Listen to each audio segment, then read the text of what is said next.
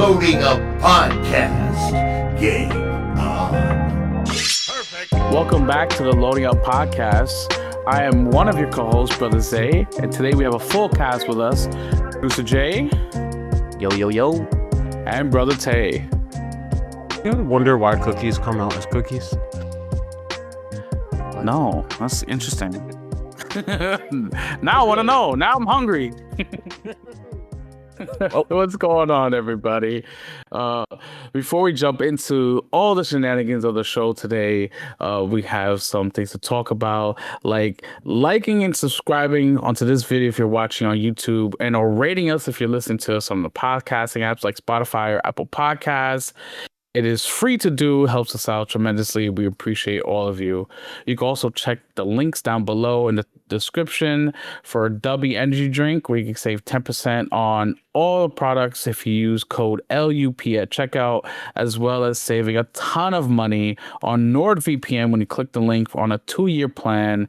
It's absolutely vital to have, especially in this day and age. So make sure you click those links down at the bottom, and we appreciate you for helping us out and supporting us. All right, let's jump right into it. Brother Tay, we'll start with you, man. What you been playing recently? That's a very good question, honestly.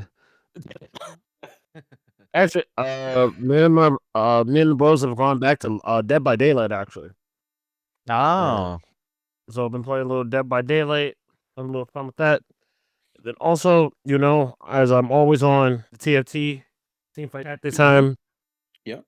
Motherfucker's a bitch. I hate it. It is what it is. We all got that one game. No, I'm platinum. I just fucking hate everybody else. It's okay. All right, Producer Jay, you been playing anything?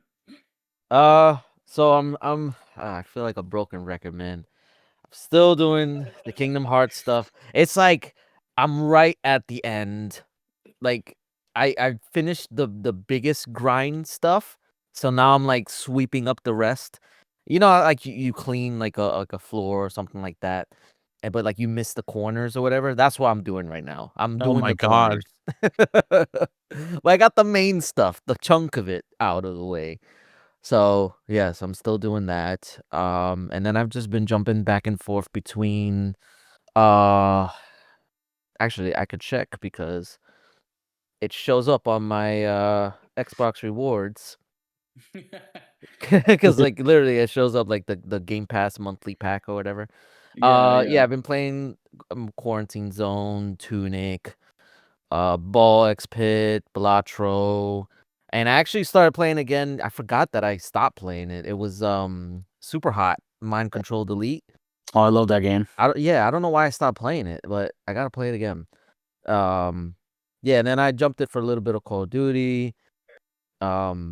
I know the new season just came out, and I missed out on the Fallout stuff, the Fallout thing. I wanted to try and do it before it went away, but I didn't have enough time.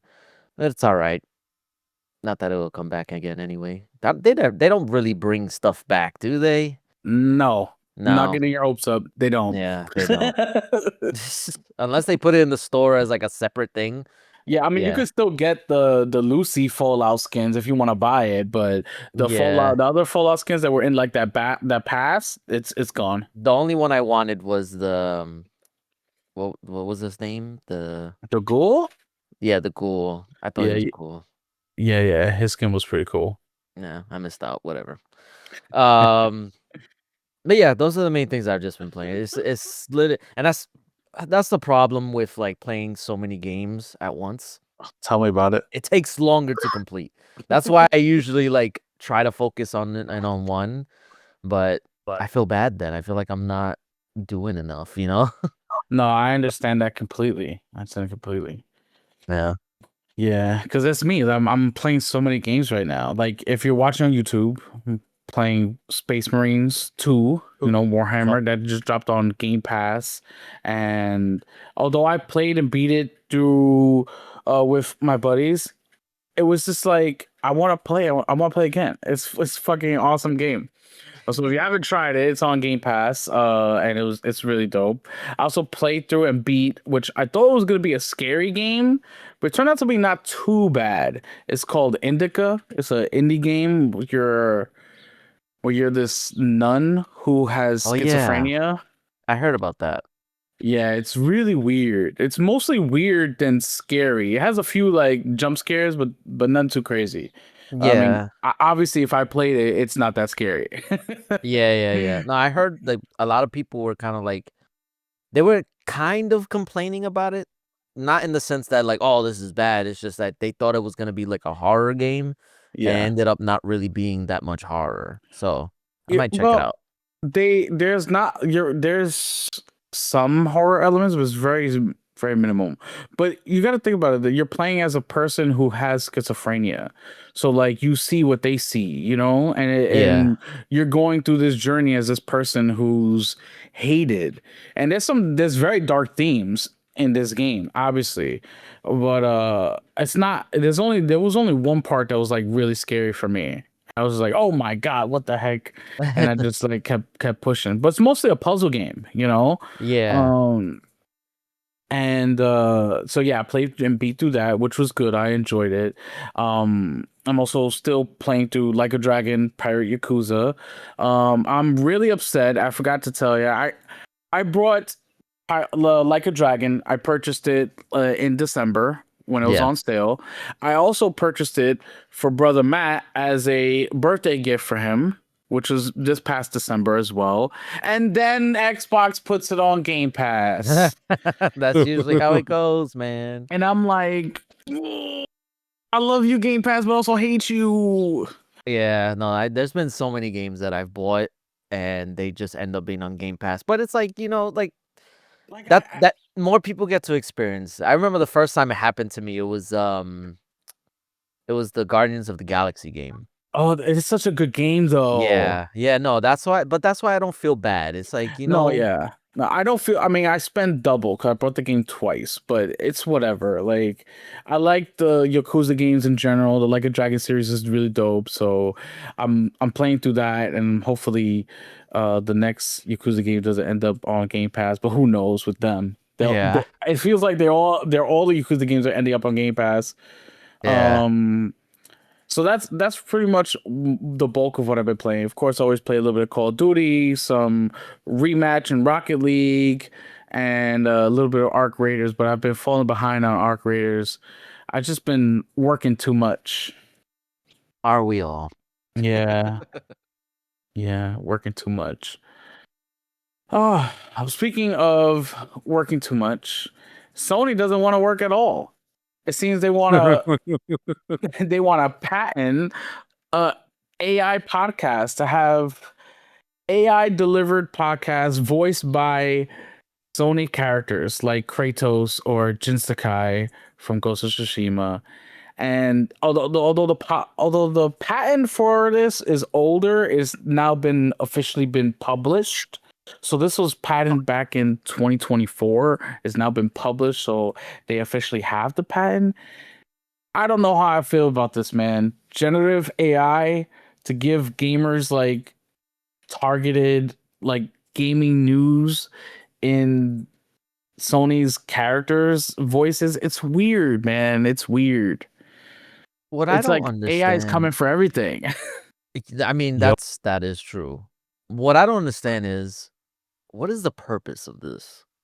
Like, I know podcasts is like the new thing, even though podcasting has been around for decades. Yeah. But like now everybody wants to get into the podcasting thing, which I mean, that's fair. But it's like now we're dipping into AI podcasts. Like I think it was last year, or maybe it was like the year before that Google has like this it's this AI beta testing thing where they have a bunch of like new features that they kind of put into beta. It's not really they don't advertise it, but it's there for you to try out. And one of them is you can basically input an article or any form of text that's like long form. You could probably put like a book or anything and you paste it in there, and then it generates a podcast that talks about it. And Crazy. yeah, and it's scary good. Like So- the the because I've tried Wait. it, and the Wait. So What? it does a makeshift Audible book for whatever you want it to do? No, not even it's not an Audible book. It has two people, or two Okay. quote unquote people, talking about what you inputted, and then it regurgitates it out in a podcast form. The same way like we're doing it, we're reading the news and we're talking about it and giving like information So- regarding it. They do So we that. the reading part. Okay. All right. Whatever. Yeah, so yeah, it's basically summarizing it, but in a podcast form. And it's Oh, no. it's like I said, it's scary good. Like it sounds really good. The only thing is that like the only way you could really tell is like the people that, or the voices that they have, it doesn't sound like they would know what the topic is. Like it sounds weird. Like I remember I did it for wrestling. I said I gave them like a rundown of like one episode of Raw, and it summarized it, but it's just like the people, the way they were talking about it, it's like these are not how wrestling fans talk. So the way that they were describing it just kind of took me out of it, but it works. And I guess that's the technology behind this as well, that like but again, but what is the purpose of it? Like what is it? Why do you need video game characters on a podcast? What would they even talk about? It's basically just like it would literally look at your profile and see what you're interested in, like what you like and everything. Oh, I see you like playing Metal Gear Yes, Solid. Like and then what? they'll talk about news related to what you're interested in based off the data that you give Sony, which is crazy. I don't think I want that. Why do you need a video game character to tell you that? Like, So I don't think know. that's the part that I'm not getting. Yeah. to be fair, this whole thing sounds weird anyway, so it doesn't. I don't think there's anything for you to get on this one. True, that is true. Maybe they're patenting it just to say they patented. A lot of times, companies will patent stuff that it's completely ridiculous, but just to have it, you know, maybe in case it becomes like a thing, Yeah, or to prevent other people from doing it first. Yeah, You know what I mean? Nintendo. Yeah, oh yeah, Nintendo's the king Yeah. of that. Yeah. You say, yeah, Nintendo. Yeah. And we went through this. Yes, we Yeah. did go through this, but Yeah. I like the Yeah, idea. I don't want anybody else to like it either. It's mine. I guess that's probably what this might be. It just sounds so dumb. Like Yeah. I can't envision a scenario where somebody would be like, "Damn, I want to know about what games are coming up. Let me listen to a podcast with Joel from The Last of Us to tell me what games are coming out." Like what? No, why would I do that? What would possess me to want that? What would possess anybody to want The that? problem you said that, I can now imagine someone being like, imagine somebody like, "Ooh, Joel telling me that'd be cool." Like I can see someone doing this now. It's not a Well, good then, idea, like, but does it stop? Does it stop at? Well, I guess because it's Sony, they want No. only PlayStation characters. But like, could they add more like outside, like third-party characters, like freaking Sonic or Mega Man? Like, what's stopping them from doing that? Who knows? I Actually, mean, nothing at the moment. Mega So Man- Mega Man copyright. don't talk, Yeah. but yeah. they're gonna have to do deals with Sony to get that done. I mean, if it pops off, like let's say that actually comes out and pops off, people maybe want to do that, you know? I guess it's still Yeah. ridiculous. You know how people feel. They like stuff like this all the time. Yeah, Oh my god. they like dumb Sorry. shit. Yes, people do be liking dumb shit. Speaking of like, I don't know if you've guys seen it, but like, there's a whole trend. I mean, I'm not on Facebook like that, but every now and then I'll pop on, and there's a trend of people making themselves into AI caricatures. Oh yeah, I've seen that. Yeah, We're doing- and it's just, We're doing this again? and it's like, but it's like Damn they're it. doing it. It looks so dumb. Like I get you want to Yeah. make an AI like character or whatever, but it's like, at least make it look cool. It looks so stupid. No, we're destroying the environment to look like shitty AI characters on Facebook. Yeah, Wasn't this a popular thing like earlier this decade, like these 20s. About like No, but it's like a whole cartoon AI thing. I know Yeah. It's a little different. I Yeah. have seen it because one of my friends has done it. They added it as their profile to another social Yeah. media because it looks like Yeah. wasn't this a time where people were putting their pictures into AI to make like characters before? Or am I tripping?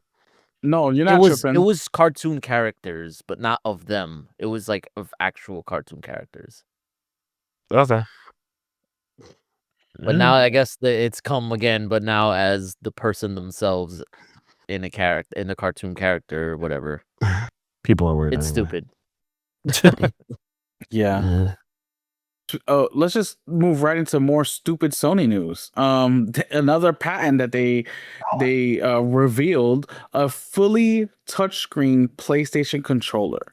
We have no buttons, no physical buttons, just a touchscreen controller. I don't know how that will work for gaming. You know, like how would that work for like playing Call of Duty when I have to like, you know, reload and hit the triggers, you know? It's like, the patent itself, it looks weird. Like the control looks weird. There's nothing on it. It's just a Yeah. face plate. We're gonna sell you plastic that doesn't have buttons. That's what they want. It's crazy. Don't understand how or why it would work or why people would want a touchscreen controller. I feel like more latency would be added. It would just be terrible. Yeah, I don't. I'm not gonna lie to you. My brain goes straight to the Wii U when they had their other Oh, like a controller. with, like, gamepad. Yeah, that's where my brain goes straight to. But even Like, then, they had like joysticks and buttons and stuff. It was just a screen that was in the middle. This one Yeah, is all that's- screen. interesting. Yeah, I don't I'm know not- the use case for this.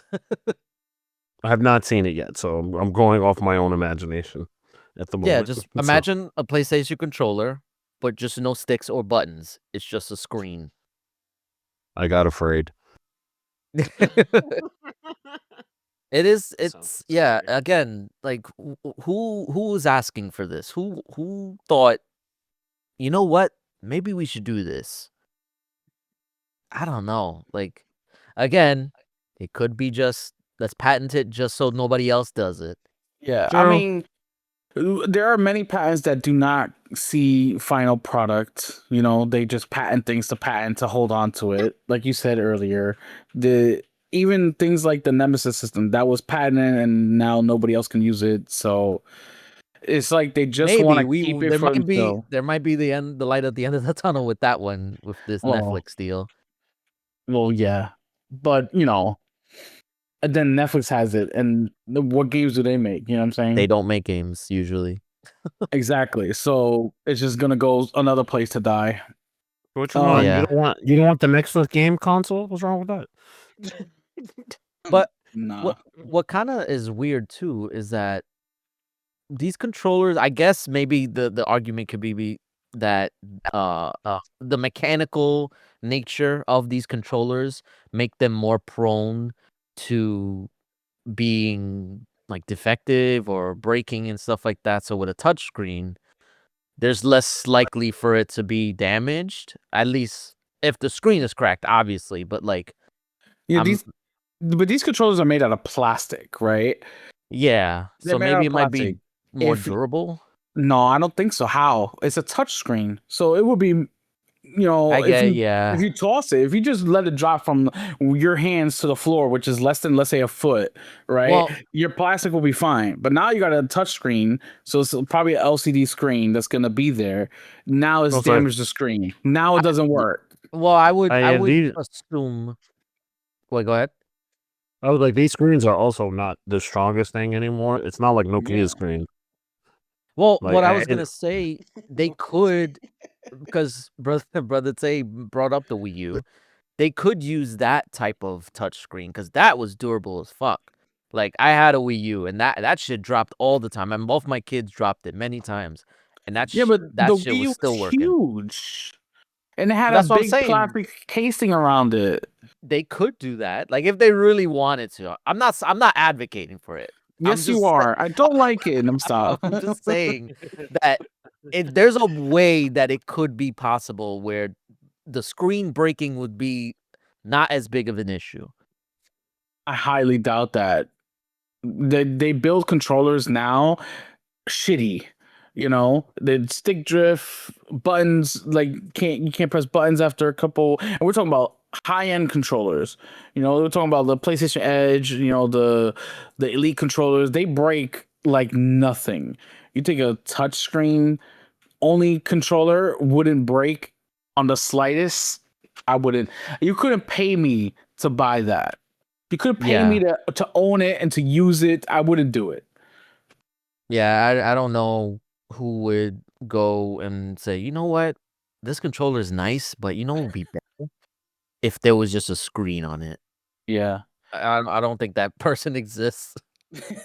I don't want to press buttons. Yeah, I don't want to press buttons. I mean, but we just talked about recently about Sony patenting a thing where they play the game for you. So who True. knows? Maybe there's somebody out there who doesn't like pressing buttons. So It's this will be for true. them. This will be for the person who has the AI play the game for them. Then they can listen to the AI podcast while they let the AI play the game for them, and they can just look at the screen on their controller. See, it all works. Jesus. Oh, Lord. We all know Sony players, they don't play games, you know, they watch the movies, so Yeah. it may work out for them. Who knows? You'll have all the quick time events right there on the screen. They just touch it and that's it. Have you There seen you go. Have you seen the Uncharted movie? When you play the game, just pull all cut screens. It's just great. It's entertainment as fuck. It's all quick time events. It's Jesus. fantastic. It's fantastic work. I don't know what was the hate. It's just too much of it, you know. It's like that's all they do. The problem. Yeah, Uncharted. What? All right, let's move on because I'll sit here and do Sony hate all day. So the Steam Machine was announced. We got they said that they were going to ship things and start getting things ready early 2026, but that may be on pause. And we still don't have a price for it. And with the RAM crisis and the AI chip shortage going on right now, I think Valve's best interest, they're about to delay everything. It's not just RAM, it's also memory shortages now. This AI is taking over our podcast, our computer hardware parts. It's getting out of control because now the Steam Machine will probably be delayed. It will also impact the price because I don't think this is going to be anywhere near a console. It'll probably more like a PC, and if that's the case, it's going to be too expensive for some people in the hobby to be getting, which is a shame because the Steam Deck, as we know from all the specs that we know from it, it's supposed to be like 6 times more powerful than a Steam Deck. So Yeah. it's gonna be priced accordingly, and that's I think the best bet is if this rumor is that it is delayed is true. I think that is the best bet because releasing a Steam Machine now at over $1,300 would be, I think, a mistake.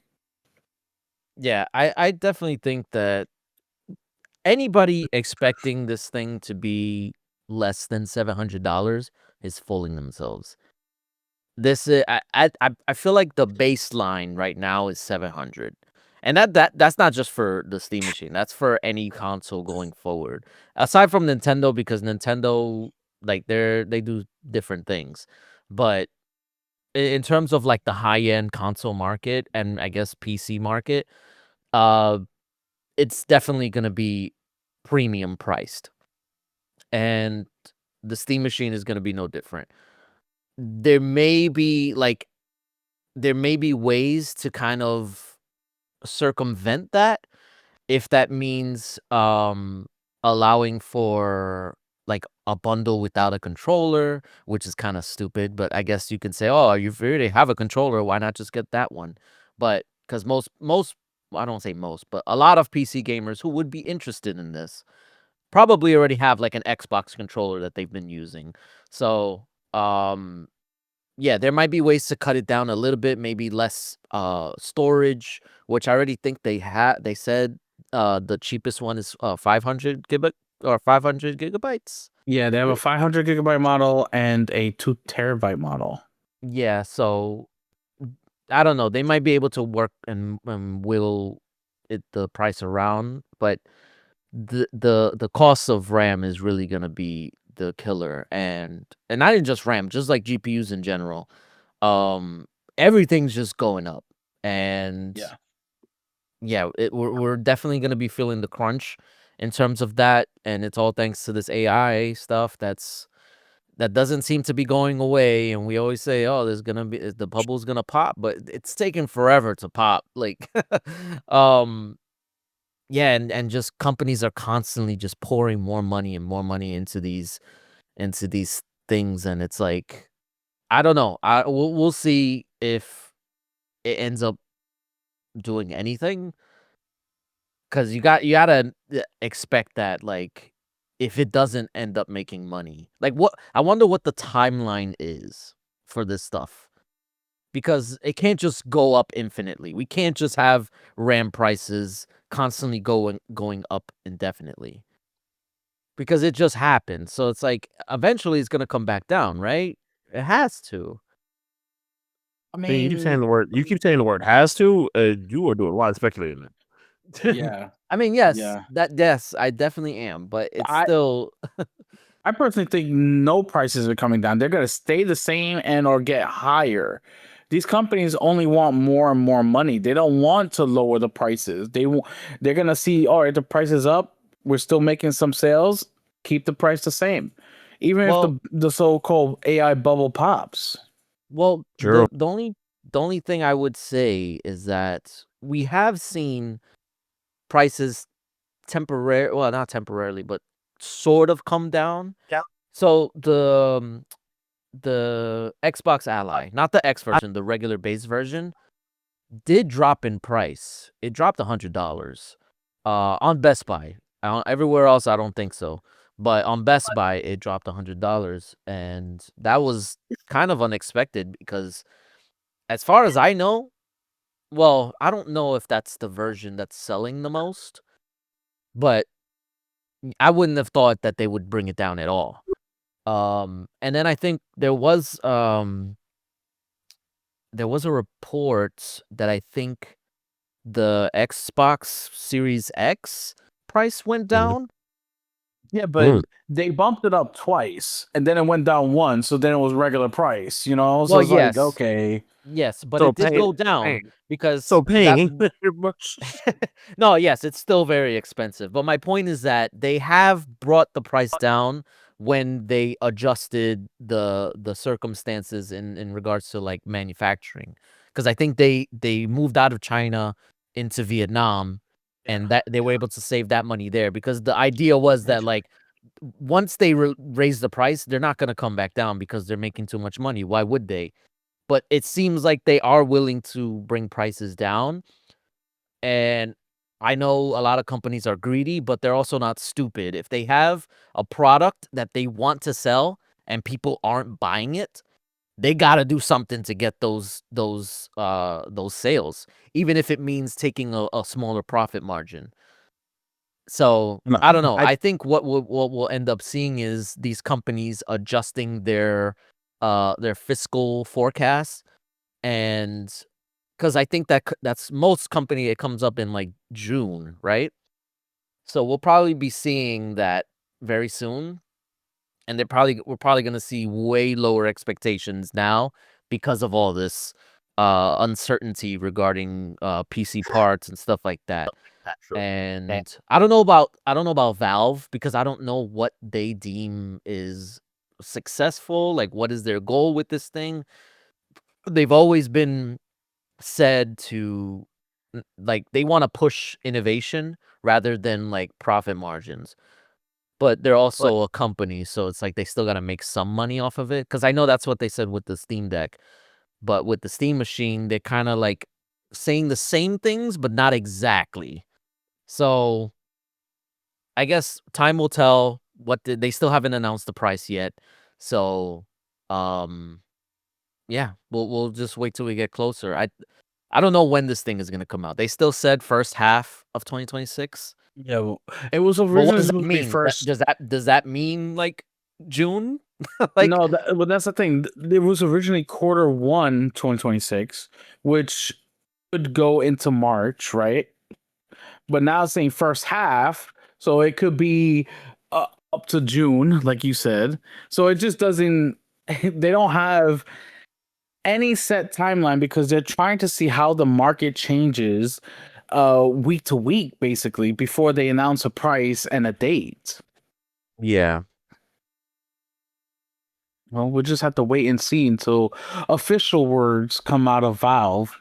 Yeah, Yeah, I think they just got really unlucky. I think they had big yeah, plans for this thing, and yeah, then the whole RAM crisis happened, and yeah. now they're just like Rampocalypse. the Rampocalypse, and now they're scrambling. Yeah.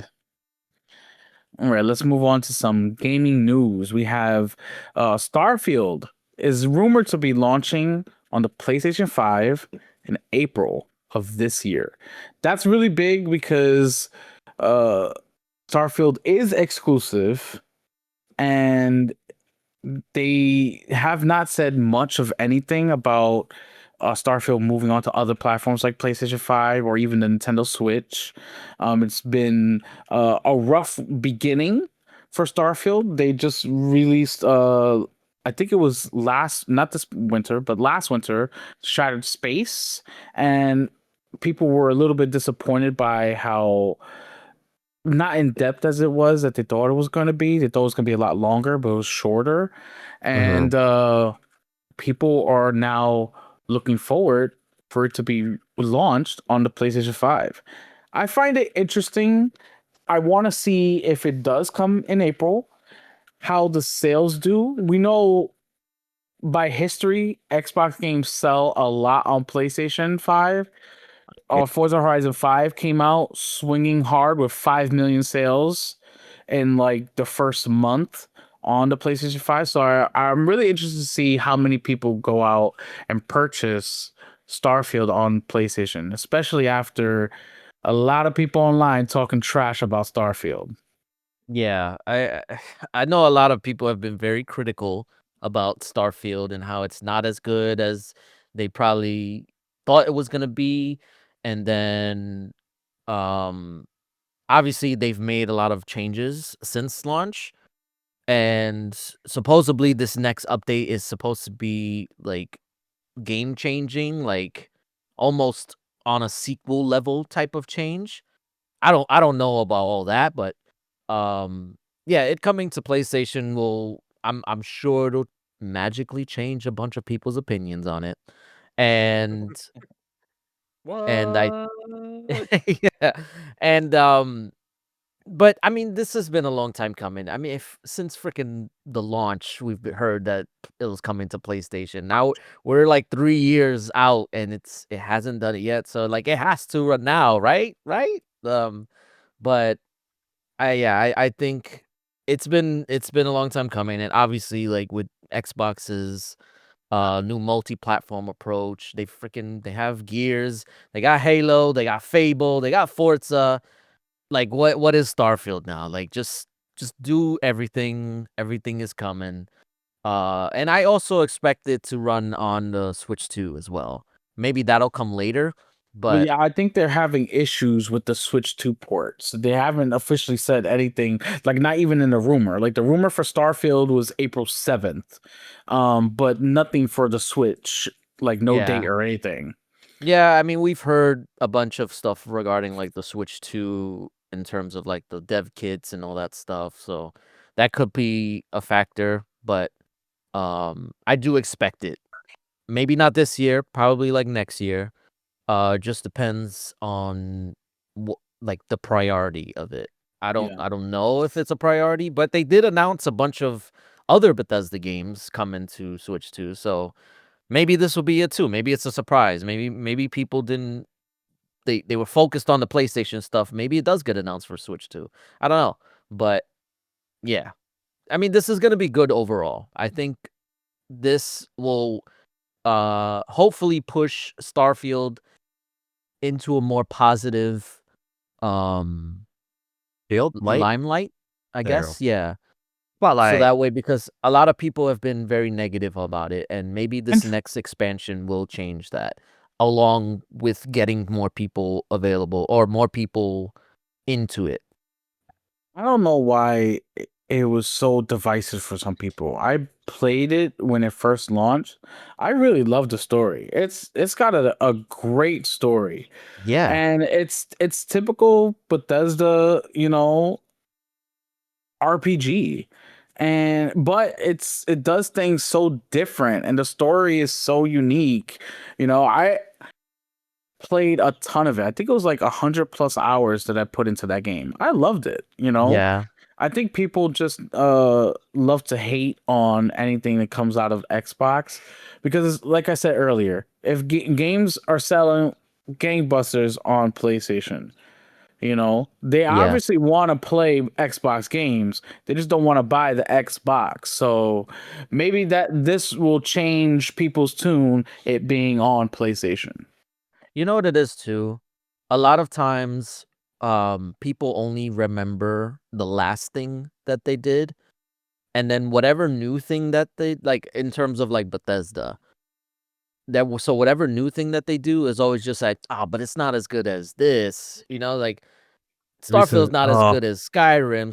Starfield's not as good as Fallout 4. Even though when Fallout 4 came out, it got a bunch of shit as Yeah, well. people Now, hated Fallout 4. yeah, now people are it's looking at it favorably. It's like recency bias. Technically, that's how everyone normally works. Yeah, it's like the opposite of recency bias. Because like Well, recency, true. yeah. You got me.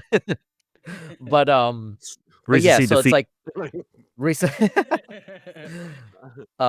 But yeah, so I think that also played a factor that like they were expecting something as good as their more or their previous games, and when it wasn't as good, or maybe it was just too different, that they just like, I don't like this. Oh, But that's for every video game. They complain about Kratos. Who cares? that is true. Yes. Yeah. All right, let's get into some more gaming news. We have a update from Blizzard on Overwatch 2, including that, like you said, Overwatch 2 will be coming to the Nintendo Switch 2, but going forward, it will just be known as Overwatch. That's it. It's not number 2. They're just going to keep updating it and releasing all the updates and everything for it on the Overwatch. No more sequels or it's not going to be Overwatch 3. It's just going to continue going with new characters and new maps and everything under the name of Overwatch. And I think the season 1 officially starts February 10th in 2 days, or if you listen to this by Monday is the next day. So yeah, they are switching everything up, making it Overwatch, just regular Overwatch, and coming out with a new character and a couple of new maps too. Yeah, I don't know why this wasn't the move from the get-go, because if you look at all the popular online games right now, none of them have sequels. They're all just the same game with updates. Like you look at Fortnite, you look at, I guess maybe if you wanna call Warzone, it was technically Warzone 2.0, but it's still No, it's separate still from like, Warzone. Yeah, wasn't it Warzone 2.0? I mean, it's still Warzone. I never heard of They just Warzone 2.0. updated. I You've never heard of heard it? Warzone 2.0. Maybe I've I'm not heard mistaken. of it. Yeah, I think it's Maybe just the- like it was Black Ops 7, versions of Warzone. That's all it is, but it's still Warzone. All right, no, I was right. They did call it Warzone 2.0 when it launched, but then they just called it Warzone. It was when Modern Warfare 2 came out. But then afterwards they just went back to Warzone. So they did the same thing. And then, no, go figure. It's Activision Blizzard. Like so anyway, but they did it for Call of Duty Warzone. And then you look at Minecraft, that's also like it's just Minecraft. So I think like when you have a big game that everybody's playing, having a numbered sequel doesn't like it doesn't register the same as it does for like a traditional game. Because with a traditional game you expect more, you expect something bigger, something different, and or not really an expansion, but like something unique is what I'm saying. But like with the live service game, people don't want something different. They want more of what they're playing. That's the whole purpose of them playing it. So yeah, calling it Overwatch 2 and then abandoning the original was like it was a stupid move. They should have just kept it the same and just updated it so that way you bring everybody along with you. You don't segment the audience, and that was part of the issue that they did is that it was dividing people. Oh, OG Overwatch players versus Overwatch 2 players, and yeah. So yeah, hopefully this unified approach. I mean, they did end up shutting down the original Overwatch, and then this was the only one there. But now they're calling this the original Overwatch. So is the original Overwatch back technically, sort of? Who I was knows? gonna say, Well, go ahead. I have questions. I was gonna say, like, I will have some questions. If we're going back to the original Overwatch, can't they just bring? They should have just kept all the same characters to begin with. To be fair, but that's a different conversation. Yeah. Well, they changed some things Dude. for No, other reasons, but I was saying they I could. mean, in terms, I was saying like they could have just added the characters. They didn't need to like make a whole new thing for it. Was my thought process. I mean, just greed. They want to, more money. Buy Overwatch 2, Yeah. essentially. But, now we're speaking about it. And, Jez Corden from Windows Central just updated on Overwatch. He did an article on Overwatch saying that the Steam Overwatch is now the highest player base on Steam PC since launch. It's passing both Call of Duty and Battlefield 6. So it's having sort of like a resurgence, especially right before the new season starts. I guess people are jumping in, looking forward to the new update and trying to hone their skills so when it comes out, they can, play with all the new characters.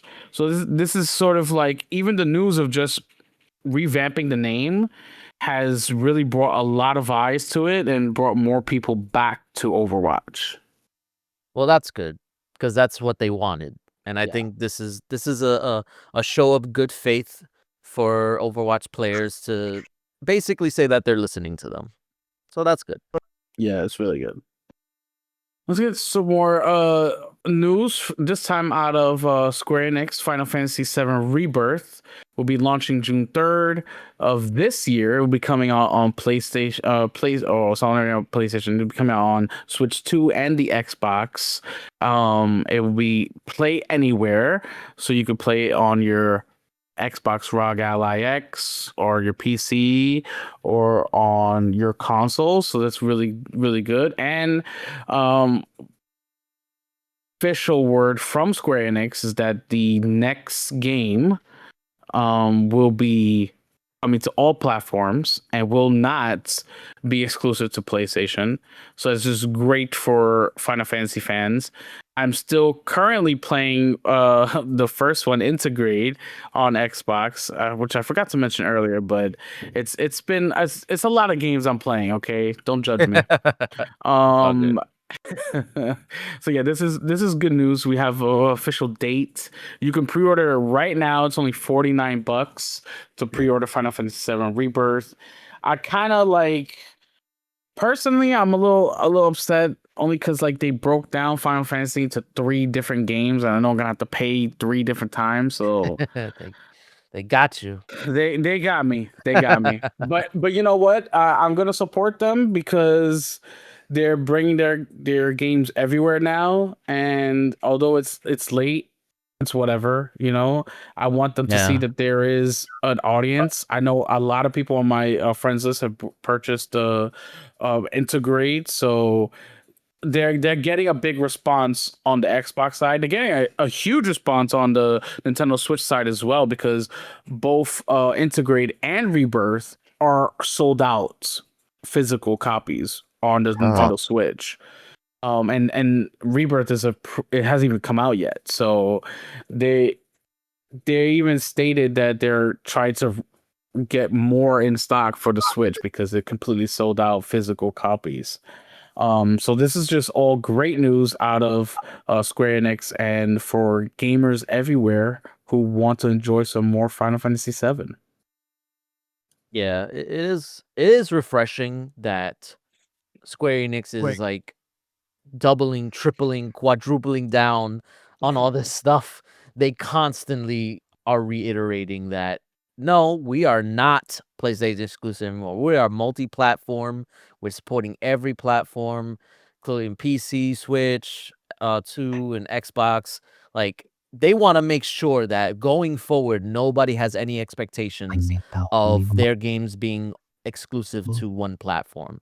And that's good on them because I feel like a lot of companies like the thought process, and I remember reading an article about this when the Sony and Square Enix deal was initially when it initially happened, that the idea was for Sony to basically associate Final Fantasy with PlayStation to the point where even though it wasn't really an exclusive, like the franchise wasn't an exclusive, that people will perceive it as, oh, that's a Sony game, that's a PlayStation game. And it worked because a lot of people thought that. They thought, and it's mostly due to the fact that they had exclusive games, some exclusive games, not all, but some. And that was enough for people to think to associate Final Fantasy with PlayStation. Yeah. And I think they understood what they did. They understood what the deal was. And I know for Sony, they don't even care if they're doing the multi-platform thing because they already know that people will associate Final Fantasy with PlayStation anyway. But I do appreciate that Square is going out of their way to reassure the audience that no, it's not just on PlayStation. You can buy these games elsewhere on other platforms. Not every company would be willing to do that. So good on Square Enix for doing that.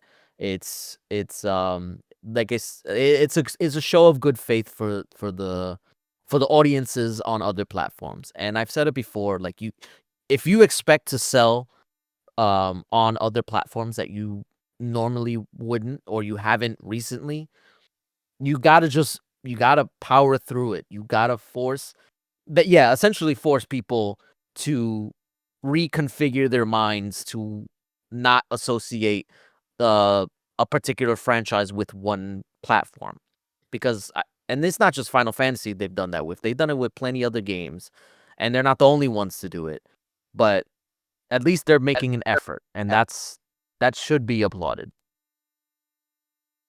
I mean, Final Fantasy for their games, I think Xbox is the only actual platform where you could play every single Final Fantasy game from 1 all the way up to 16. Yes. So people really need to train their minds to not think of Final Fantasy as only a PlayStation game, because you can't even play all the Final Fantasy games on PlayStation, but you can on Xbox.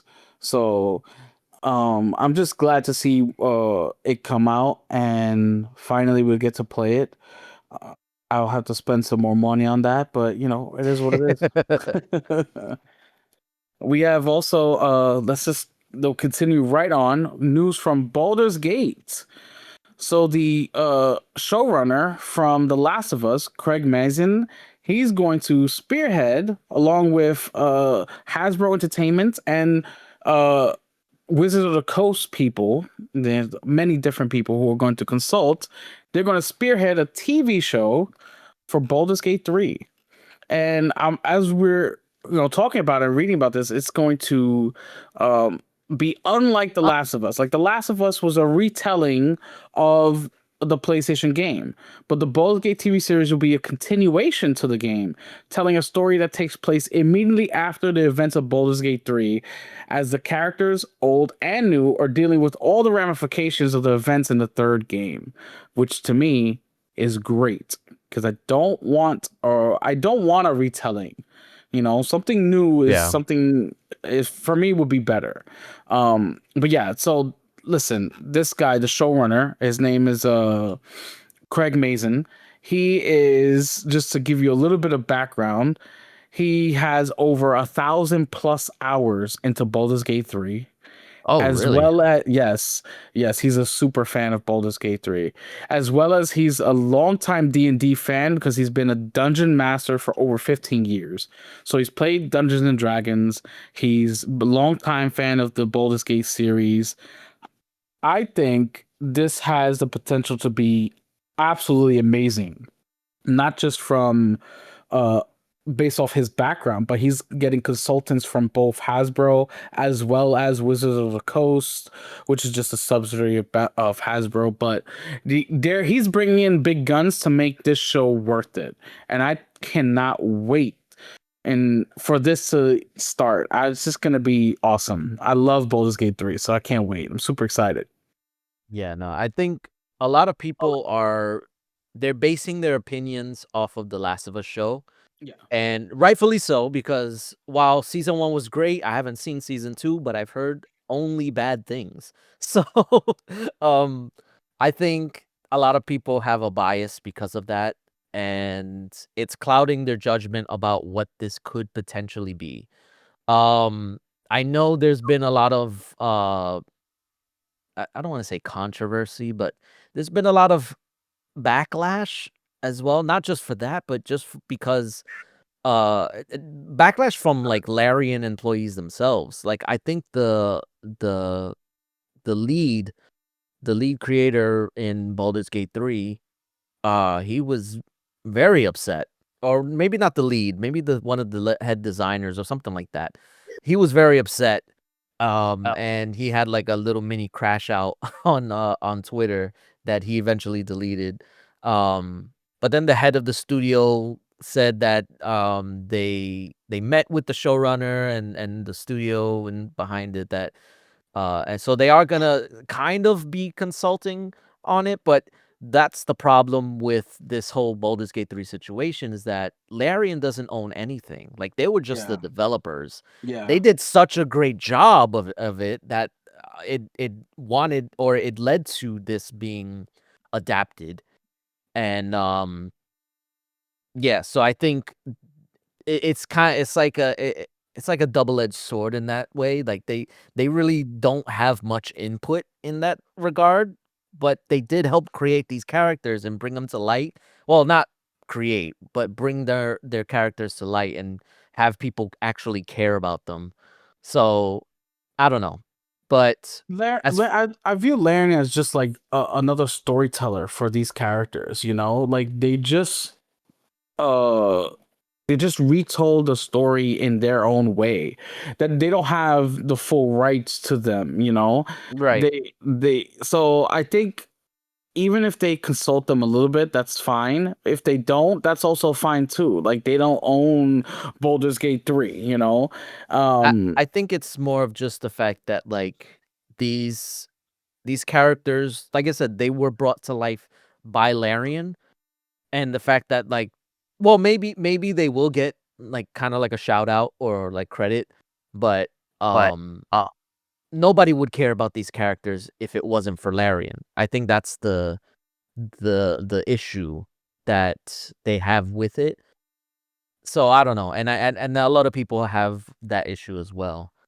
And that's not even talking about the story aspect of things, because obviously there are like a billion different endings that you could have. Maybe not a Yeah. billion, but that's, there's a lot of different endings and outcomes that you can have in Yeah. Baldur's Gate 3. And there's even a lot of like unanswered questions too. So like how do you like take that and make it into a show that's linear? Like there's no expanding or different choices and stuff like that. So I know a lot of people say, "Oh, they probably should have done a prequel for that, so that way that's a lot easier to set to do because that doesn't require anything."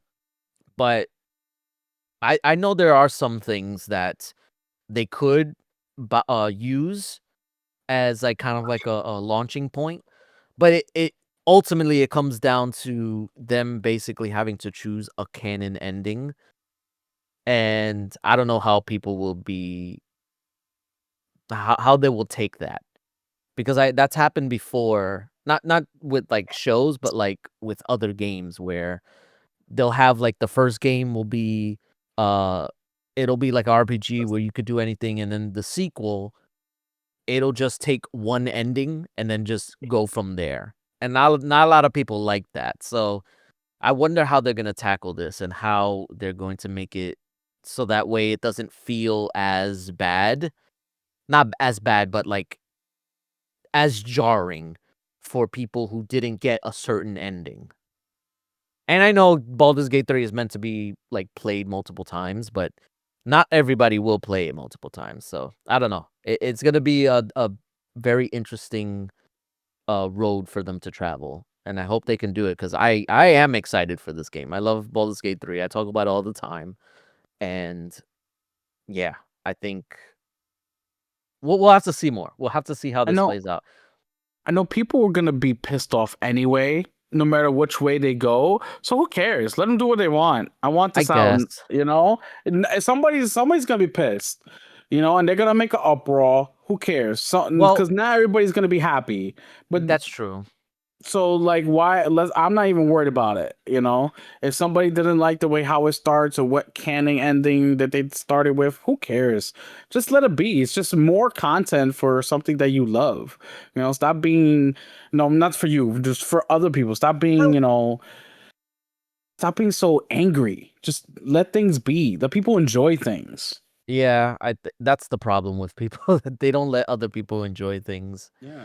And one thing I know I'm not looking forward to is when they announce casting, because it's gonna be hit or miss. Like it's either gonna be the greatest casting or it's gonna be utter shit. Because you know how people get when it comes to casting. If it's not, it doesn't matter how good of an actor they are. If they don't look like them, then it's trash. Like I hate that mindset, and I know it's gonna happen here. So like it already kind of happened with the God of War TV show casting, where some people are getting upset that oh, but he doesn't look like the character. It doesn't matter. Like if it's a good actor, let them do it. Like why does it have to look like the previous version? Like just play the game. Like if that's an issue, just play the game. It's fine. Yeah. Like I said, people are gonna have issues with it. Whatever. Let's just let it be. Let it come out. Hopefully, it's great. I'm hoping it's great, and then we'll see what happens from there. Yes. Yeah. So we got some news out of Xbox Era. Well, no more. Xbox Era will be rebranded. They announced on their 300th podcast episode that Xbox Era will be changing to Day One, and Xbox Era it was launched in, I think it was like in 2019, and they were always just about Xbox news and things related to Xbox. But over the years, it's sort of like molded itself into just gaming news and just tech stuff. So they sort of wanted to rebrand, especially since Microsoft joined in with Xbox and sort of rebranded themselves to be multi-platform basically. So they sort of like following in that footsteps and just rebranded to Day One. Um, I personally don't know how I feel about the name. It's whatever, but I can see the vision and the future of what they want as a platform going forward for their their articles and their news and stuff. Yeah, I never really listened to the Xbox Era podcast. Um, I've seen certain episodes, but not like full on. But I think, and I've said this, I said it in the chat when we were talking about it, that it's more of a reflection of Xbox's multi-platform strategy, because at the time when the podcast started, there was like Xbox only news to cover. Yeah. And a lot of podcasts used to do that, where they would segment, oh, there's an Xbox podcast, there's a PlayStation podcast, Nintendo podcast. And now even like on the PlayStation side, I don't know too much about Nintendo. I don't really hear too many Nintendo podcasts or whatever, but um they've pivoted to talking more about general gaming news, because like it affects other platforms now. Like I've seen PlayStation podcasts talk about Xbox stuff because now Xbox games are coming to PlayStation, so they have to talk about Xbox. And then now like Xbox podcasts talking about PlayStation games because they're coming to Xbox and or they're going to PC, and Xbox games are going to PlayStation. So it's like it's all like a mix now, and I think it doesn't benefit uh any particular show to talk about just their platform of choice now, because now that's them limiting themselves. And that's one of the reasons why we decided, because I mean we're Xbox fans obviously, so we have a preference for Xbox, but we will talk about everything because What it the fuck? doesn't make No, sense. Wait, what? fuck. Don't put me in No, this. I'm hey, nobody. listen, No, we yeah, talk. brother Zay is definitely more a PlayStation fan, which is fine. You know, we still love Oh, him. you're right. You're right. What? No, Nintendo. I told you. I told Nintendo. No. I acted different. But So baby. but What the fuck but are you we not? talk we we talk about everything. So and that's what makes it easier to do the show. So I can see why they decided to pivot, because I'm sure they've already done it. Like they've already started talking about all that stuff. So might as well just do the whole change. Like why limit yourself in terms of like the name, and just rebrand it. And I'm sure there's other podcasts that are probably going to do the same. I said the next one will probably be Xbox 2. That's the one I listen to the most. And they're probably going to change it to they've talked about it on the show. They said they wouldn't because they don't need to, but I think eventually it might happen, just to kind of change it up and not. And I feel like there's been YouTubers that have done the same thing. There was a guy, his name was Xbox Ahoy, and he used to do a bunch of like gaming videos, but then he expanded eventually, and it wasn't just about Xbox. So he just changed his name to Ahoy. So it makes sense. And I see why they're doing it. In terms of the name though, I mean I don't have any preference which way. Like it's fine. The day one podcast, it sounds okay. Nothing crazy. But yeah, I think it's just a sign of not a sign of, but it's more of a reflection about Xbox's changing strategy. So I guess they're trying to change as well, to be more all encompassing. And it makes for better content as well. So because we shit on Sony all the time. And Nintendo. And Xbox 2 when it's deserved. Yeah, no, Stop we'll shit the on. money. Listen, Marvel. No, we'll yeah, we have our preferences, but you know, I just like I still have a PS5 and I still play their games as well as a Nintendo Switch 2. So, but I think the rebrand is fine, no problem. People were just talking about like, you know, oh, Xbox is dead, so is Xbox era. You know, they're just running with these narratives online, and it's just like it's a bit stupid. silly. Yeah. Yeah, like no, Xbox is not dead, obviously, because just in the next article that we're gonna talk about, I mentioned AMD is claims that 2027 is on track to have the next Xbox released. And this is AMD claiming that all their chipsets that they've been making with their partnership with Xbox, it's all going to be set to release in 2027. Now, I don't know if this was meant to be put out into the world, but it was, and they kind of sort of like said, "Yeah, we're on track. Everything's good."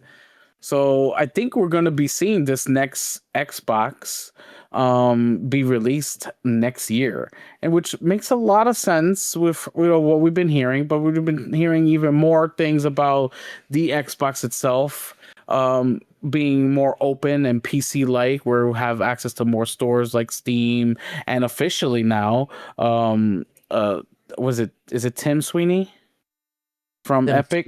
Tim Sweeney. Tim Sweeney announced that Epic Game Store will be available on the next Xbox. So, we're getting more and more, little by little, we're getting more information on what this may look like. And it will probably be more of a mid-tier gaming PC with a sort of Xbox dashboard on it, so that way we can, get access to our Xbox games as well as PC games a little bit more easier.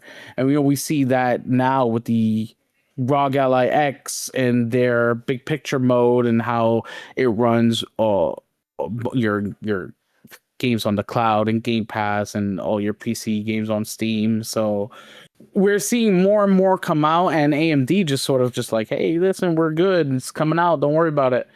And Yeah.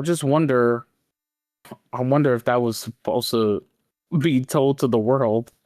Yeah, I think it probably was a little bit of it was Premature. a A little yeah, premature. it was premature. I don't think they were ready to announce like for sure that they were gonna do 2027. I know there was rumors and stuff like that, but um yeah, it seemed like a little bit of a slip up. But I mean, it's not that big of a deal because like I said, there were already rumors, people were already expecting it.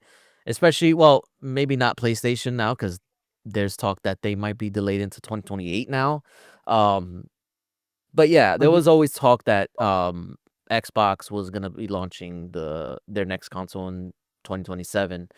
Um, what I find interesting though, like in terms of the like what their plan is like it's all still up in the air. Like they've said it and they've said what their goal is to like unify everything all on one platform, play all your games everywhere, and that's all fine and dandy, but it's like we still need to see it.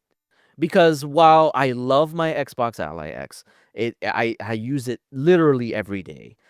There's still a lot of like little kinks here and there that it's just like, oh, I wish they would done this. I wish they would do this. And I know it's more of like a work in progress. That's usually the case with these types of like devices. The people who are early adopters, they're kind of like beta testing things. And even me, like I Beta. literally am like why you calling me a beta? No, I'm just saying. I just Actually, like the I'm word. in the Delta release for your information. But anyway, they so yeah, no, they have they have different versions of the Xbox app. They have the main version that's like what everybody's able to download, but then you have to opt into like the insider program and you can get like early builds before everybody else. So I get to see all that stuff earlier. It does come with the caveat that some stuff might not work right away. But I'm fine with that. I don't really care about that. Um but just recently, actually today, I noticed that in the most recent update, they made it so that way when you move the stick to like pick the games and stuff like that, it does the same sounds as it does on the console. So like it does the little toot toot toot toot toot, like you hear it as you're picking the thing, and it didn't have that before. And that type of stuff, like it bothered me. It wasn't a big deal, like it's not a game breaker or deal breaker, but, like, it's one of those, like, immersion things where it's like, I was very aware that, like, this is, like, an Xbox product, but not fully. But it's slowly getting to a point where I can feel it, like, the transition between Xbox and, like, the PC side or, like, these devices is the seams are getting smaller, and I'm hoping that by the time we do finally hear about this next Xbox or the hybrid console, whatever it ends up being, that their vision will be already fleshed out because I'm hoping that that was the whole purpose of launching the full screen experience early and on multiple devices, so that way they can get the feedback. And so that way, by the time we hear about it, we see the full vision of what the next Xbox experience will be. And I think that's ultimately the best way to go about it. Will it plan out? I don't know. We'll see. But I think if AMD is that confident in saying that they are on track to launch in 2027, then I think that's probably the landing point. Xbox is in a unique position in that they've kind of already made the steps to transition like last year, where they were slowing down production. They weren't they I mean, granted they raised prices up, but I think all of that was in an effort to kind of wean people off of buying consoles, so that way they can transition easier into buying the next console. It sounds dumb, like why would they kill their own platform to sell their new one? It's so because there's so many people who have yet to even upgrade at this point. They're Yeah. still on Xbox One and PS4, and there's a lot of holdouts that are like, oh well, if next gen is coming out soon, then why am I gonna buy a PS5 now? Why am I gonna buy a Xbox Series X now? Might as well wait the extra couple years. Like, and just recently, the what was it? The WWE game, they just announced it.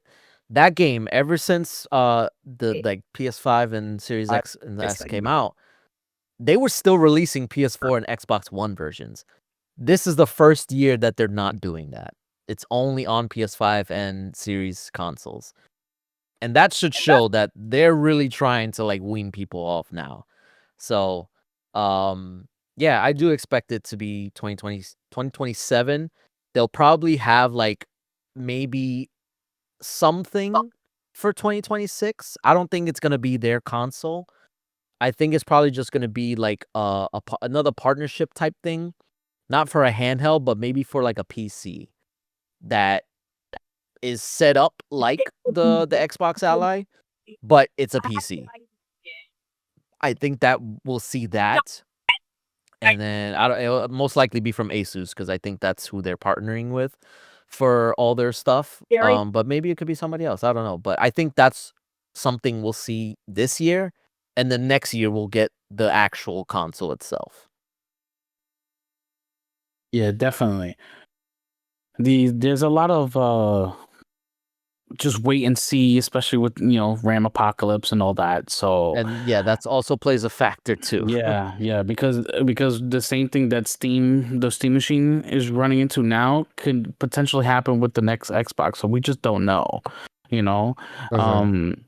It's just, again, wait and see at this point.